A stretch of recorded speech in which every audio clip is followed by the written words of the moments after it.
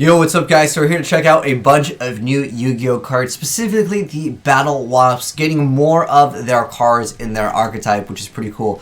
But we got this card that I really want to talk about, which is the Link Apple.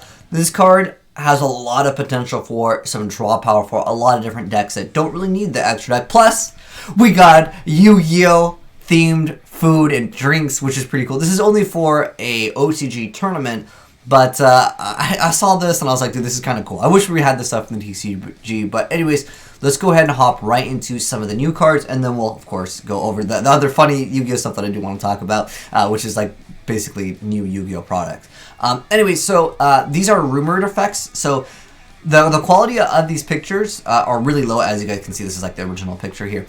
But these are unconfirmed effects, so if these do get changed, guys, just check the pinned comment or the description box, and I'll update you guys if these are not the full effects, because, again, the quality of the pictures is kind of low. Anyways, Link Apple, this new draw power card has a lot of potential. Anyways, Link Apple, level 1, Fire Cyber's effect monster, 0/0. It says you can only use the effect of this card's name once per turn. That effect is, you can reveal this card in your hand to randomly banish one card from your extra deck face down. If the banished card was a Link monster, you can special summon this card from your hand. If not, discard this card and draw one card. Now, unfortunately, this effect is only once per turn. And I was like already thinking, yo, I could basically Gallus Birdman and then just utilize this to have that effect. If I want to bring like a Gred Maju, a Eater of Millions, I would have a card that doesn't let me special summon. And because that effect, we don't know what the full effect is. I'm not 100% positive if this works. Someone let me know. But I was thinking, obviously its effect is only once per turn. But every single turn, you just keep on banishing cards from your extra deck because you cannot special summon it, therefore it remains in your hand. That's why, of course, the Gallus Birdman works. It is a fire, though, which was like a light and dark.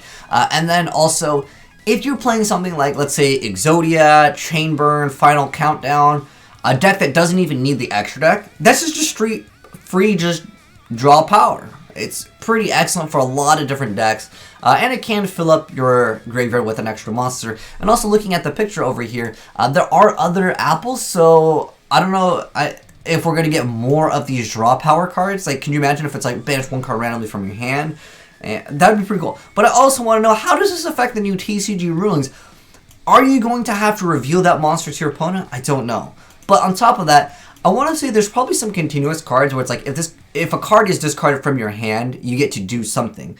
Or even if you're able to replenish this card with some other card where it's like, if a card is like discarded from your hand, you get to actually draw a card. It doesn't even hit the graveyard. So this draw power card, guys, has a lot of potential. Let me know if there's anything that can break this card. As in, like, basically if a card in your hand is like discarded, you get to draw a card, or it gets returned to your hand, so you just keep on activating over and over. Would be pretty cool. Anyways, next up we have a new Insect Link monster. Its name is Insect Shinobi Hage Kuri Mino, which is a Link to Wind Insect effect monster. Here's like a zoomed up picture. I know the quality is not very good, but there is what it looks like. But it's 1,000 attack and requires 2 monsters with different names, and the link zones are in the upper left and the bottom. And it says you can only use the second effect of this card's name once per turn. So the first effect is, as long as this card is linked to a monster, your opponent cannot target this card for an attack. The second effect is, if a monster this card points to a destroyed battle or by a card effect, you can just special summon one level 4 or lower insect from your hand or graveyard, but banish it if it leaves the field. I really feel like that effect should have been from the deck. That would have made the card so much better, obviously. They also mention here that it supports Battle Wasps, question mark, because like, why else, like, I haven't heard of any new insect support other than the Battle Wasp, unless it's like the Gokibor stuff, but pretty interesting stuff. Anyways, next up though, we got new Battle Wasps, and we'll talk about the previous ones, because I know a lot of people haven't seen them too, but let's talk about the new stuff first. So here is the first new card, which is the Battle Wasp Sting Poison. So it is a wind level 2, 400 attack, 400 defense points, effect monster. And it's a tuner, which is interesting, because they do have, there's 2 synchros for the Battle Wasp now. Anyways, it says you can only use the first and second effects of this card's name once per turn each. The first effect is, if this card is normal or special summon, you get to add 1 Battle Wasp monster from your deck to your hand, except for Battle Wasp Sting the Poison. The second effect is, you contribute 1 insect monster except for this card, then target 1 effect monster your opponent controls and negate its effects until the effect of the turn. What? Okay. I I'm pretty sure this is supposed to negate its effects until the end of the turn.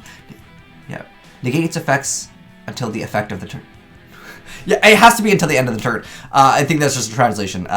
Anyways, next up we have Twin Bow the Attacker, which is another new Battle Wasp. This one is level 3, wind again, and it's going to be 1,000 attack and 500 defense points. And also, this is in collection pack 19 here in the OCG, so we'll probably get it in something else in the TCG. But anyways, Twin Bow the Attacker, wind, insect, level 3. And then it says you can only use the first effect of this card's name once per turn. The first effect is during your main phase, you can special summon this card from your hand, but for the rest of this turn, you cannot special summon monsters from your extra deck except for insect monsters. Okay. And then this card can make a second attack during each battle phase. 1,000 attack, attacks twice! Wow, dude. Yo, equip that Moon Mirror Shield.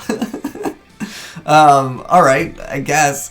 Anyways, next up we have Azusa the Ghost Bow, which is the Battle Wasp. Let's go and check out a larger picture of this. Synchro. So level 5, 2,200 attack, 1,600 defense points, level 5, wind, and it requires 1 tuner plus 1+ non-tuner monsters. And it says you can only use the effect of this card's name once per turn. The first effect being when you inflict damage to your opponent by the effect of a Battle Wasp monster, except for this card, even during the damage step, you can inflict damage to your opponent equal to the original attack of that monster. Okay, and then if this card is already in your graveyard, when a Battle Wasp monster you control destroys a monster in battle, you can special summon this card in defense position, but banish it when it leaves the field. Okay. I like how the second effect you can activate more than once. Like, it does go to defense position. Maybe you can move it. That's kind of asking for a lot. But if you had multiple, you could technically special summon multiple. And it is also a tuner. It's a Synchro that's also a tuner. Okay, going back to the other Battle Wasp, because I've not seen them in a while. Let me go to the Battle Wasp. Is it Battle Space Wasp? Is Battle Wasp one word? Okay, the other Battle Wasp monster is another bow card. So it's Battle Wasp Hama the Conquering Bow. Oh, they already added all of them? Oh, wait. Okay, anyways, let's go for the other Synchro effect. So, it's 1+1+ non-tutor monsters, and this card that was a Synchro summon using a Synchro monster as material can make a second attack during each battle phase. You can only use each of the following effects of it once per turn. So once per turn, when it inflicts battle damage to your opponent, you can have all monsters your opponent's control lose 1,000 attack and defense. At the end of your battle phase in which your opponent did not take battle damage, you can inflict 300 damage to your opponent for each Battle Wasp monster in your graveyard. Okay, because I remember this archetype launched with like just one card. Was it this card? I think it was maybe this card. This card is normal summon. You get to target one level 3 or lower insect monster in your graveyard. Special summon in defense position. If this card is in its owner's possession or destroyed by an opponent's card, you can special summon a Battle Wasp monster from your hand or deck. Well, I mean, the archetype seems like it's pretty interesting. The new card that lets you summon a 4 or lower. Why wasn't this card one of the targets? It doesn't make sense. It should have been 5 or lower. But I do like that effect, I guess, that you can bring back your card. And then on top of that, this card, it can attack twice. And then on top of it, when it does battle damage, you reduce everything. And I think the goal is maybe to attack over another card your opponent has, and you bring back Azusa the Ghost Bow. It requires you to do basically a bunch of stuff and then get successfully your attacks over, which can be not the easiest thing, but then you can maybe burn your opponent for some damage. I don't know how I feel about this Battle Wasp archetype. It's a little bit just meh to me. Let me know your thoughts so far on the new Battle Wasps. I think they need a few extra cards because, like, yeah, I understand the Synchro can reduce the stats of the opponent's monster, but like it just requires too many steps to do stuff. And even that new Link monster, which is kind of supporting the insects, I don't know, I think it's kind of just mediocre. Anyways, onwards with the other new Yu-Gi-Oh stuff. We have the Noodle Stopper figure, Kaiba. I like how Japan always has these little other things for Yu-Gi-Oh. I'm guessing it's going to be colored. I think this is like the rendition of it, because in the other picture over here, it's fully colored. So what it is, guys, is when you boil some hot water and you put it in a cup of noodles, you get to actually put this on top of the cup. It's kind of cool. It's just kind of funny at the end of the day that they're like releasing this kind of stuff. It doesn't have the price. I know that there are Yu-Gi-Oh collectors out there, so I'm going to just mention it real quick. It shows that it's 16 centimeters, I guess, for the size. It doesn't have the price of it, but it's going to be coming out in October later this year. hyping it up. All right. The next thing I really want to talk about is actually the Osaka Championship Series. There's just a few things that they're offering. So for every every 1,000 yen spent, which I believe equates to $10 US on average. I haven't checked Japan's conversion rate. It's been a while since I actually used their currency. But anyways, so every $10 you spend, you basically get 10 sleeves. These might be worth a lot of money. I don't know exactly if these are going to be collectible things. But anyways, you also have like some of these products you can buy.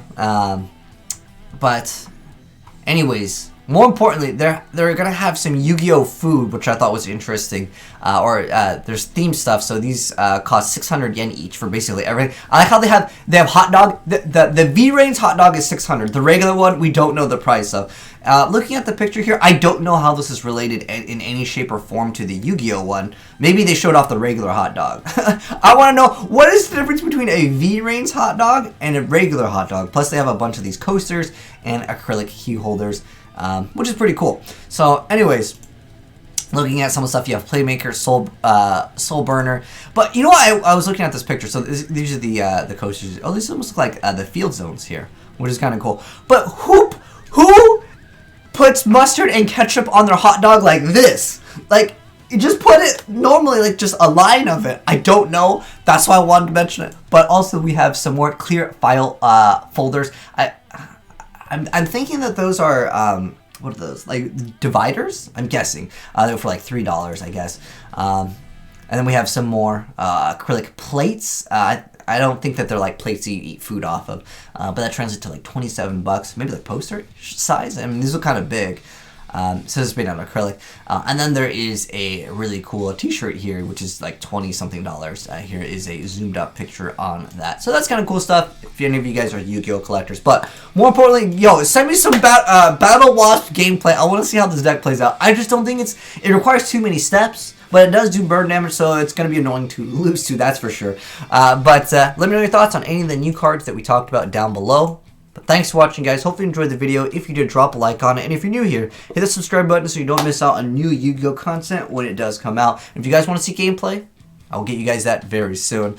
If someone doesn't send in, maybe I'll have to actually play some Battle Wasps, boys. But anyways, feel free to, like I said, send in the replays of Battle Wasps over there. But anyways, thanks for watching, guys. Peace out. Have a good one. I'm signing out.